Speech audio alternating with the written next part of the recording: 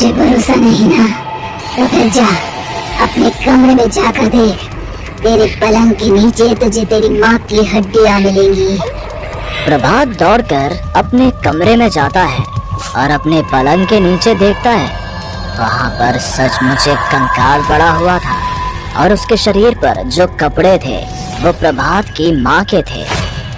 क्या बात है, आज तो आप सुबह से ही बहुत बिजी हैं। ऐसा क्या लिख रहे हैं? बस एक फैमिली की कहानी लिख रहा था। जैसे हमारी फैमिली है ना, तुम, माँ और मैं, लेकिन थोड़े अलग तरीके से, क्योंकि ये कहानी हॉरर है और इसमें जो आदमी है ना, मैंने उसकी बीवी को मार दिया है। मतलब कहानी में ऐसा लिखा है। और जानती हो, उसके बाद जो बीवी है ना, वो एक बुरी आत्मा बन जाती है। क्या बेटा, इस तरह की डरावनी कहानियाँ क्यों लिखता है तू? जानता है ना, हम जो सोचते हैं, जो लिखते हैं, हमारा दिमाग पूरा दिन वैसा ही होता रहता है। माँ, परेशान होने वाली क्या बात है? राइटर हूँ मैं, मेरा तो काम है कहानियाँ लिखना। और वैसे भी ये सिर्फ एक कहानी है माँ, कोई सच नहीं है। उसके बाद कुछ दिन बीत जाते हैं। एक रात प्रभात को अपने ऑफिस से लौटने में देरी हो जाती है। रात के लगभग 12 बजे हुए थे। प्रभात जैसे ही अपने घर पहुंचता है, उसने देखा कि उसकी पत्नी दुर्गा डाइनिंग टेबल पर उसका इंतजार कर रही है। आ गए आप? कब से आपका इंतजार कर रही थी। देखिए ना, खाना भी ठंडा हो गया है।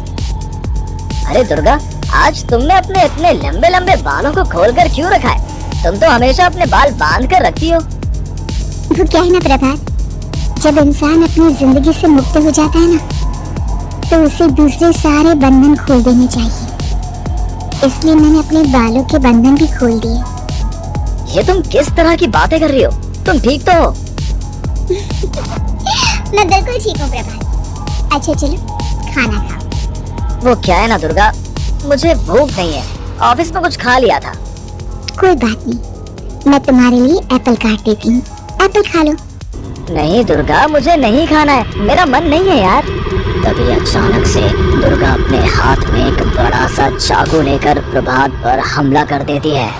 प्रभात अपने आप को बचाने की कोशिश करता है। आज मैं तुझे नहीं छोड़ूंगी, तुझे अपने साथ लेकर जाऊंगी अपनी दुनिया में। ये क्या बोल रही हो तुम? तुम्हारा दिमाग खराब हो गया है। आखिर तुम हो कौन?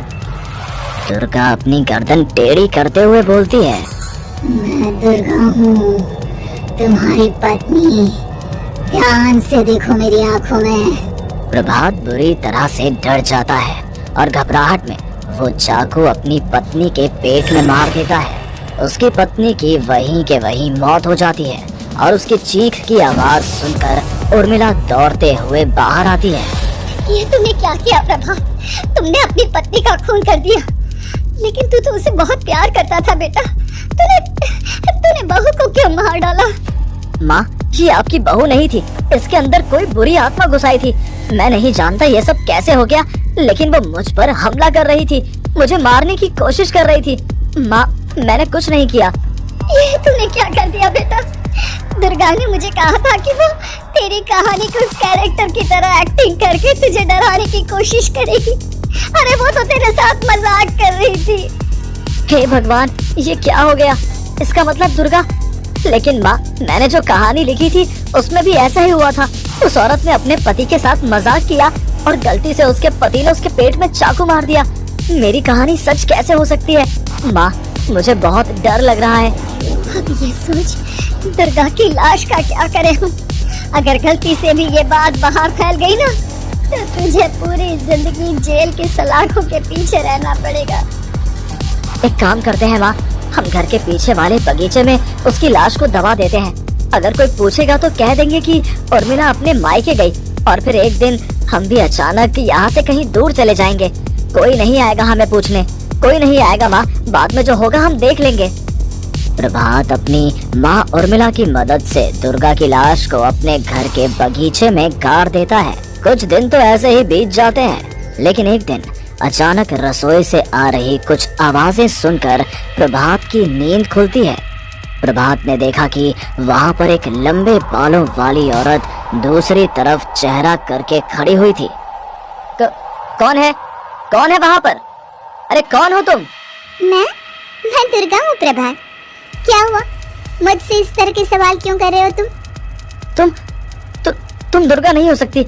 दुर्गा तो प्रभात, मैं तुम्हारी पत्नी हूँ, तुम मुझे कैसे भूल सकते हो? 4 दिन के लिए मायके क्या चली गई? तुम तो मुझे भूल ही गए। अब अगली बार ना मैं कहीं नहीं जाऊंगी। पता चला तुमने तो मुझे पहचानने से ही इनकार कर दिया। नहीं, तुम दुर्गा नहीं हो सकती। तुम दुर्गा हो ही नहीं सकती। मैं जानता हूँ ये सब क्या हो रहा है। मैंने अपनी कहानी में लिखा था कि उस आदमी की पत्नी की मौत के बाद एक बुरी आत्मा उसका रूप लेकर उसके घर में आ जाती है। तुम वही हो ना?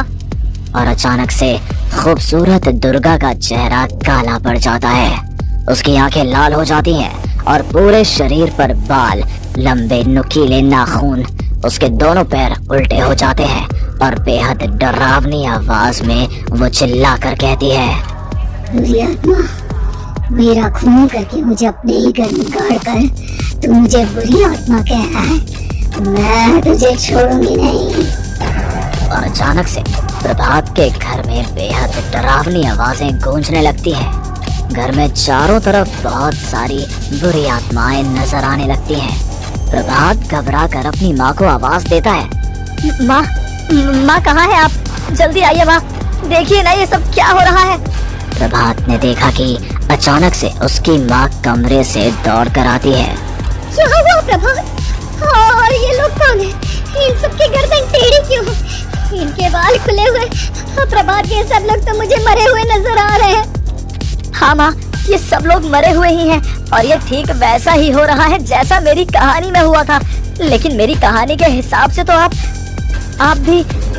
अचानक से उर्मिला का रूप बदल जाता है।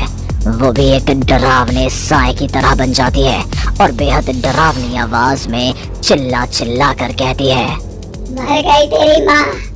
जानता है, कल रात जब तू सो रहा था ना, तो मैंने उसके शरीर का सारा खून पी लिया। अब बस हड्डियां बची है उसके शरीर में। नहीं, ऐसा नहीं हो सकता, ऐसा बिल्कुल नहीं हो सकता। मेरी माँ नहीं मर सकती। तुझे भरोसा नहीं ना, तो फिर जा अपने कमरे में जाकर देख। तेरे पलंग के नीचे तुझे तेरी माँ की हड्डियां मिलेंगी। प्रभात दौड़कर अपने कमरे में जाता है और अपने पलंग के नीचे देखता है। वहाँ पर सचमुच एक कंकाल पड़ा हुआ था और उसके शरीर पर जो कपड़े थे वो प्रभात की माँ के थे। माँ, अब मुझे कुछ करना पड़ेगा। लेकिन मेरी कहानी में लिखा था कि माँ की मौत मेरे हाथों से होगी, पर माँ तो पहले ही मर चुकी है और वो बुरी आत्मा मुझे भी मार देगी। नहीं नहीं, इससे पहले कि वो मुझे कुछ करे, मुझे उसका काम खत्म करना होगा। प्रभात अपने हाथ में बड़ा सा चाकू लेकर उस बुरी आत्मा पर हमला कर देता है जिसने प्रभात की माँ का रूप लिया हुआ था। और अगले ही पल वो नीचे गिर जाती है और उसके शरीर से खून बहने लगता है। ऐसा नहीं हो सकता, एक बुरी आत्मा के शरीर में तो खून होता ही नहीं है। तो क्या सच में मैंने अपनी माँ को मार दिया? लेकिन अभी कुछ देर पहले तो फिर वो कंकाल किसका है? और ये कौन है? मैं पागल हो जाऊंगा। और अपनी माँ की लाश, इसका मैं क्या करूं? लोग पूछेंगे तो मैं क्या जवाब दूंगा? तभी वहाँ पर दुर्गा का रूप लेकर जो आत्मा थी उसने प्रभात से कहा, गाड़ के अपनी माँ को ले जाकर उसी जगह जहाँ तूने मेरा खून करके मुझे गाड़ दिया था। जा, चला जा। घबराया हुआ प्रभात पागलों की तरह अपनी माँ की लाश को लेकर बगीचे में गाड़ देता है। प्रभात की हालत पागलों जैसी हो जाती है। वो अपने आप को अपने घर में बंद कर लेता है। कहानी के हिसाब से तो आगे ये हुआ था कि कहानी लिखने वाले ने उन बुरी आत्माओं से डरकर आत्महत्या कर ली थी। तो क्या मैं भी मर जाऊंगा? क्या मैं भी आत्महत्या कर लूंगा? एक काम करता हूँ, मैं अपनी कहानी का अंत बदल देता हूँ। हाँ, ये मैंने पहले क्यों नहीं सोचा। मैं लिख दूंगा कि कहानी को लिखने वाला आत्महत्या नहीं करता, बल्कि कहीं दूर जाकर नए सिरे से अपनी जिंदगी शुरू करता है। यही सोचकर प्रभात ने अपनी लिखी हुई कहानी को बाहर निकाला और उसे पढ़ना शुरू किया। ये देखकर वो हैरान रह गया कि कहानी का क्लाइमैक्स तो किसी ने पहले ही बदल दिया था। ये क्या? इसमें तो लिखा हुआ है कि आखिर में उस लेखक की पत्नी और माँ दोनों बगीचे में जिंदा दफन थे। बुरी आत्माओं ने उनको कैद करके रखा था और वो लेखक अपनी माँ और पत्नी दोनों को जिंदा बाहर निकाल लेता है। लेकिन ये सब लिख किसने दिया? प्रभात दौड़कर बगीचे में जाता है और वहाँ पर खुदाई करना शुरू कर देता है। प्रभात देखता है कि वहाँ पर लकड़ी के 2 बड़े संदूक हैं और उनके अंदर से आवाजें आ रही हैं। प्रभात, प्रभात बचा लो मुझे। अगर थोड़ी देर और होगी तो वो मुझे छोड़ेगी नहीं। बेटा देखो, मैं इस बक्से के अंदर बंद हूँ। प्लीज मुझे बाहर निकालो। वो बुरी आत्मा किसी भी वक्त मुझे मार डालेगी। प्रभात वो दोनों बक्से बाहर निकालता है और अपनी पत्नी और माँ दोनों को आजाद करवा लेता है। लेकिन तभी वहाँ पर अचानक से एक बेहद डरावनी और खौफनाक दिखने वाली औरत आ जाती है। मुझे क्या लगा था इतनी आसानी से अपनी पत्नी और माँ को बचा लेगा। बस 5 मिनट और उसके बाद अमावस का चांद आसमान में आने ही वाला है। लेकिन तुमने इन दोनों को बाहर निकाल लिया, अब तुझे मरना होगा। नहीं, मैं जानता हूँ मैं नहीं मरूंगा, और अब आगे क्या करना है ये भी मुझे पता है। प्रभात, ये बहुत खतरनाक है। हमें मार डालेगी प्रभात। चलो यहाँ से। नहीं दुर्गा, अब मुझे अच्छी तरह से पता चल चुका है कि इस बुरी आत्मा से हम कैसे पीछा छुड़वा सकते हैं। और इतना कहकर प्रभात अपने हाथ में पकड़ी हुई सिंदूर की थैली उस बुरी आत्मा के ऊपर उछाल देता है। कुछ ही देर में वो जमीन पर गिरकर राख में बदल जाती है। ये सब क्या हो रहा था? बेटा, ये सब तुम्हारी लिखी हुई इस कहानी की वजह से हुआ है ना? नहीं माँ, पहले मुझे भी ऐसा ही लगा, लेकिन बाद में पता चला कि बरसों पहले हमारे इस बगीचे की जमीन के अंदर किसी को जिंदा गाड़ दिया गया था, और बस उसी औरत की आत्मा हमें परेशान कर रही थी। उसी ने मेरे शब्दों में जान डालकर उस कहानी को जिंदा कर दिया था। मुझे माफ कर दो प्रभात, मैंने आपकी कहानी के साथ छेड़छाड़ की थी और उसे बदल दिया था। माफी मांगने की जरूरत नहीं है दुर्गा, तुम्हारे उस बदलाव की वजह से ही आज हम सब जिंदा हैं, क्योंकि आखिर में कहानी में वो हुआ जो तुमने लिखा था।